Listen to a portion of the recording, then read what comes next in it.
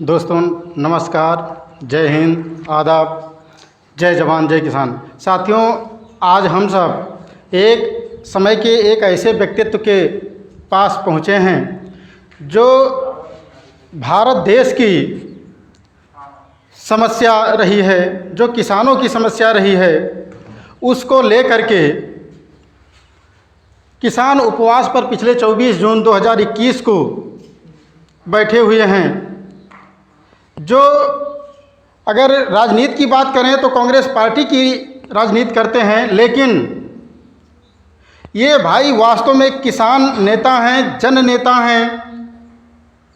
और समय का जो तकाजा है, इस समय किसान सभी तरफ से समस्याओं से ग्रसित हो चुका है। और जब किसान हाशिए पर पड़ा हुआ है, उसे समझ में नहीं आ रहा कि वो करे तो क्या करे। किसानों की समस्याओं को लेकर के भारतीय किसान यूनियन लगभग 7 महीने हो गए अनवरत अनशन कर रहा है, अपनी आवाज़ उठा रहा है किसानों के लिए, लेकिन सुनवाई नहीं हो रही।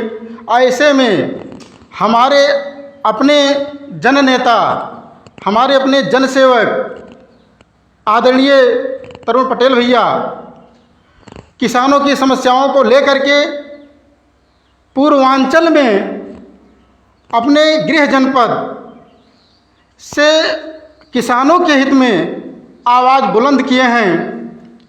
हम सब की ज़रूरत है कि हम लोग अधिक से अधिक संख्या में, हमारा कर्तव्य बनता है कि पहुंच करके और बड़े भाई का उत्साहवर्धन करें। आप जानते हैं कि भारत एक कृषि प्रधान देश है, फिर भी किसानों की समस्याएं आद्यंत बनी हुई हैं। बहुत सारे नेतागण आए, पार्टियां आई, सरकारें आईं, बड़ी बड़ी बातें की, बड़ी बड़ी योजनाएं किसानों के हित के लिए बनाई गई, लेकिन उनसे कोई उपकार किसानों का हो न सका। परिणाम आपके सम्मुख है। आज किसान अपने अस्तित्व की लड़ाई लड़ने के लिए विवश है। स्थिति इतनी भयावह है कि जो पिछले दिनों केंद्र सरकार ने किसानों के खिलाफ 3 बिल लाए और जिसको वो किसान के पक्ष में बताती रही है, उसकी व्याख्या करती रही है उसके अगेंस्ट, उनसे किसानों का अस्तित्व समाप्त प्राय हो जाएगा।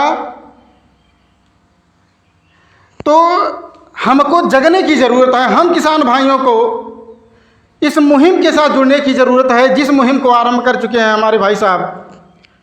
आप देख रहे हैं कि केवल नींबू पानी के सहारे पिछले 14 जून से किसानों के हित की बात को लेकर के बैठे हुए हैं। और यहाँ पर डेली 100-200 किसानों का आना जाना निरंतर लगा हुआ है। लेकिन कहना चाहेंगे कि इतने से बात बनने वाली नहीं है। कोई तीसरा व्यक्ति आकर के हमारी आपकी समस्याएं सुलझाने वाला नहीं है। ऐसे ही किसान सुपुत्रों को हम आप सपोर्ट दें, हम ऐसे ही लोगों का साथ दें, और ऐसे लोग जब हमारी आवाज़ को बुलंद करेंगे तो वास्तव में हमारा हित होगा और किसान वास्तव में फलेगा फूलेगा। और जब इस देश का किसान फलेगा फूलेगा तो ये देश फलेगा फूलेगा। केवल व्यर्थ की गाल बजाने से, बकवासबाजी करने से, बड़े बड़े मंचों से भाषण देने से देश का और किसान का भला होने वाला नहीं है। किसान का अगर वास्तव में भला करना है तो ऐसे ही जन नेता, किसान नेता, उनका सपोर्ट करना होगा, उनका साथ देना होगा। किसानों के संदर्भ में अब तक बड़ी बड़ी जो नीतियां बनती रही हैं वह बनती रही हैं वीआईपी कक्षों में, बड़े बड़े हॉलों में, वीआईपी गेस्ट हाउसों में।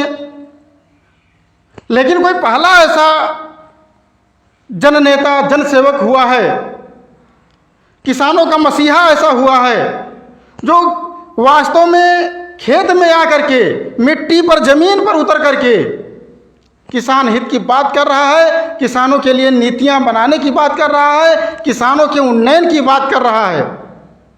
हमेशा याद रखिए कि बड़े बड़े मंचों से बात कर लेने से और वीआईपी कक्ष में बैठ करके नीति बना लेने से किसी भी क्षेत्र में कोई उन्नयन नहीं होने वाला है। ये आदरणीय तरुण पटेल भैया बहुत अच्छा इनका विचार है, जो हम किसानों के बीच में आकर के और किसानों के हित की इस मुहिम को आगे बढ़ा रहे हैं। आप अभी गत दिनों में देखे होंगे कि सुप्रीम कोर्ट में ये रिट हुई कि कोरोना महामारी में जितने लोग मरे उनको सरकार 4-4 लाख रुपए मुआवजा दे।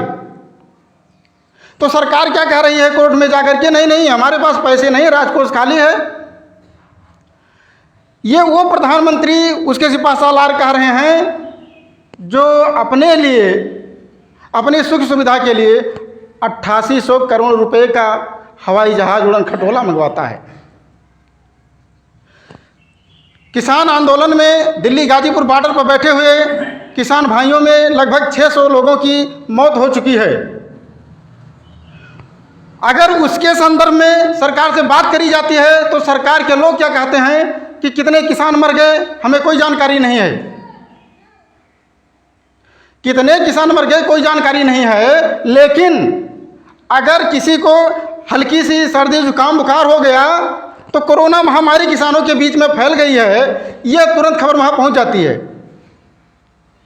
तो इन चीज़ों को समझना होगा हम किसानों को। और ये आप यकीन करें कि चाहे केंद्र सरकार रही हो, चाहे हमारे उत्तर प्रदेश की योगी बाबा की सरकार हो, वो चाहे जितना हमको बरगला रहे हैं, हमारे साथ धोखा कर रहे हैं, लेकिन आप कभी असहाय उदास ना हो, निराश ना हो,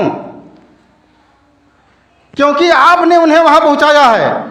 आपको प्रलोभन दिया गया, आपको सपने अच्छे दिनों के दिखाए गए, आपने उन्हें वोट कर दिए और अंजाम आपका शोषण करके वो चुका रहे हैं। जहां अच्छे दिनों की बात कर रहे थे, अच्छे दिनों का ख्वाब दिखाए थे आपको, वहां ऐसे दुर्दिन में ला करके पटक दिए हैं कि यहां से उबर पाना आसान नहीं है।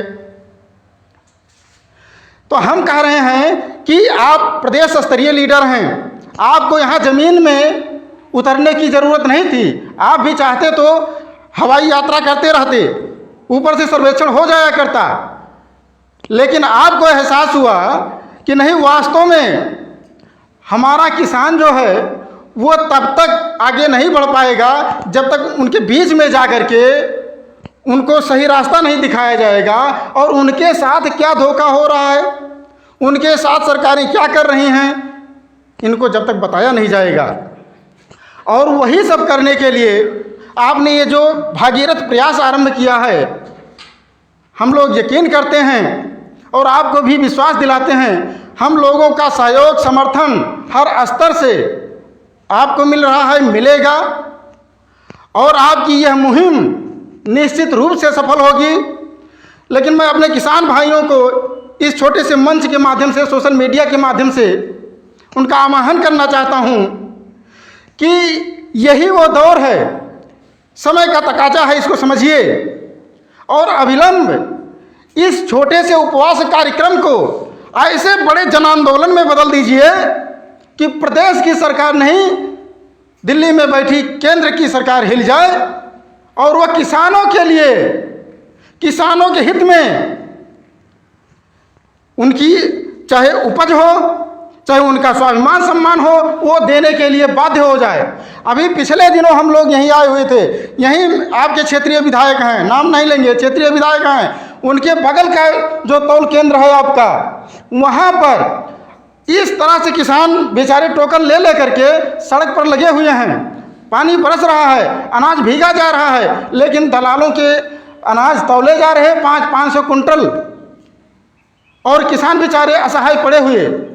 वहाँ किसान यूनियन के कुछ पदाधिकारी आते हैं और वह धरना देते हैं, तीसरे दिन से जा करके उनकी तौल शुरू होती है, वर्तमान की स्थिति नहीं बता पाएंगे। तो देश की कोई भी समस्या हो रही है उसको किसान उठा रहा है, किसान उसका समाधान करवा रहा है। तो इसमें चाहे वो वकील हों, डॉक्टर हों, टीचर्स हों, मजदूर वर्ग हो, हमारे किसान भाई हों, सबका दायित्व बन जाता है कि सब एक मंच पर आकर के किसान की ही बोली बोलें, किसान की ही भाषा बोलें और किसान की ही आवाज़ से आवाज़ मिला करके बात करें। क्योंकि हम चाहे जितने वीआईपी कल्चर में पले बढ़े हों, चाहे जितने वीआईपी कल्चर में हम रह रहे हों, लेकिन खाते तो अनाज ही हैं। वो मोदी महोदय ये भूल रहे हैं, योगी जी पहले तो ऐसे हमारे आपके साथ घूमा करते थे यहीं, हम आप भी 2-1 रैली में उनके शामिल हुए हैं। ऐसी उम्मीद उनसे हम लोगों को नहीं थी कि सत्ता मिलते ही आदमी भूल जाएगा कि ज़मीन भी होती है। अरे महोदय, आप सबको याद होना चाहिए, जिस दिन ये ज़मीन नहीं रही ना, स्थिर नहीं रह पाएंगे आप हरियल पक्षी का नाम सुने होंगे, बहुत मूर्ख पक्षी होता है वो, हम किसी का नाम नहीं लेंगे, लेकिन आप लोग समझ लीजिएगा। हरियल पक्षी, उसके डैने बड़े बड़े बड़े होते हैं और उसके अपने उड़ान पर बहुत ज़्यादा घमंड होता है, अपनी ताकत पर, कि हम तो उड़ने वाले हैं, हमारा कोई कुछ बना बिगाड़ नहीं सकता। तो वो अपने पंजे में जो है एक हमेशा लकड़ी लिए रहता है और कहता है, ओ धरती, जमीन पर अब मैं नहीं आऊँगा, तो जो कुछ करना है, बनाना बिगाड़ना है, बना बिगाड़ ली मेरा, तेरे ऊपर या तेरा आश्रय कभी नहीं लूँगा, तेरा सहारा नहीं लूँगा मैं। और उड़ता रहता है ऊपर ऊपर वही लकड़ी लिए हुए। तो जब कभी ज़मीन पर बैठता है तो पहले लकड़ी रख लेता है, उसके ऊपर बैठता है और गर्व से कहता है कि धरती, मैं तुम्हारे सहारे नहीं हूँ, तो कभी ये गर्व मत करना कि हरियल को हमने सहारा दे रखा है। तो आप समझ सकते हैं कि कितना होशियार वो पक्षी है। मैं सत्ताधीशों से कहता हूँ कि आप ये भूल जाइए कि हमेशा आपका हेलीकॉप्टर उड़ता ही रहेगा, कभी इसी ज़मीन पर आश्रय लेगा, इसी पर उतरना है आपको, तो वो दिन भूलिए नहीं। और याद रखिए, सत्ता किसी की बपौती नहीं है। यह किसान जिस दिन जग गया ना, उस दिन 1 मिनट में आपको आसमान से फर्श पर ला देगा। और किसान, अब भारतवर्ष का किसान वो जग चुका है। बस ऐसे ही हमारे किसी वरिष्ठ अनुभवी रणनीतिकार की ज़रूरत थी, जो हमें एक साथ जोड़ करके आगे बढ़ा सके। और वो तरुण पटेल भैया के रूप में हम सबको मिल गए हैं। यहाँ किसी पार्टी विशेष की बात नहीं करनी है, ना किसी जाति वर्ग विशेष की बात करनी है, यहाँ केवल किसान हितों की बात करनी है। और हम सभी किसान हैं। हमारे आपके नाते रिश्तेदार के भी लोग IAS PCS हो गए होंगे, बड़े बड़े अफसर बन गए होंगे, बड़े बड़े नेता हो गए होंगे, लेकिन वो भी किसान के ही पुत्र पौत्र हैं, उन्हीं की संतानें हैं। हम सभी किसान हैं, कोई ये मत भूलने पाए कि कोई किसान नहीं है। तो जैसे चौधरी चरण साहब कहा करते थे कि किसान की एक निगाह खेत में होनी चाहिए, तो दूसरी निगाह दिल्ली की सत्ता पर होनी चाहिए। अगर ऐसा नहीं हुआ, या जिस दिन ऐसा नहीं होगा, उस दिन किसान कहीं का रह नहीं जाएगा। साथियों, दुर्भाग्य से ऐसा ही हुआ। ऐसे महामानव जब हमारे बीच में नहीं रह गए, तो ऐसा ही हुआ कि किसान हमारा दोनों निगाह अपने खेत में ही रख लिया, दिल्ली पर निगाह रखना भूल गया। और उसका अंजाम आपके सम्मुख है कि आज हमको आपको गला फाड़ फाड़ के चिल्लाना पड़ रहा है, अपने हितों की आवाज़ उठानी पड़ रही है। तो अब आप फिर से जग जाएं। मैं इसी सोशल मीडिया के माध्यम से पूरे देश के किसानों का आह्वान करता हूं कि सब एक सुर में सुर मिला करके साथ आ जाएं। कोई ऐसा माई का लाल पैदा नहीं हिंदुस्तान में जो उनका अहित कर सके। और चाहे वो सत्ताधीश हों, चाहे वो ब्यूरोक्रेसी के लोग हों, सब लोग जानते हैं कि अगर किसान, जिस तरह से किसान के अंदर जागृति चेतना आ रही है, अब वास्तव में अगर खड़ा हो गया तो हम कहीं के रहने वाले नहीं, इसलिए सब कहीं ना कहीं सोचने के लिए आपके पक्ष में मजबूर हो रहे। तो अब दौर है, इसका लाभ उठाइए। और लाभ उठाना क्या है, कोई अनैतिक काम तो करना नहीं हमको, आपको हम मौखिक रूप से अपनी आवाज़ उठा रहे। तो ऐसे ही हमको ऐसे रणनीतिकारों और मार्गदर्शकों के बीच में आकर के भाई तरुण पटेल जी का मनोबल बढ़ाना है, इनका उत्साह बढ़ाना है। और ऐसे लोग अगर हमारे आपके साथ हैं तो किसानों का कभी अहित नहीं होने पाएगा। कोई भी सरकार आए जाए, सरकार से मतलब नहीं है, लेकिन अगर हमारे पास हमारे जमीनी किसान नेता हैं तो कोई भी सरकार हमारा अहित नहीं कर पाएगी, हम किसानों के साथ अन्याय नहीं हो पाएगा।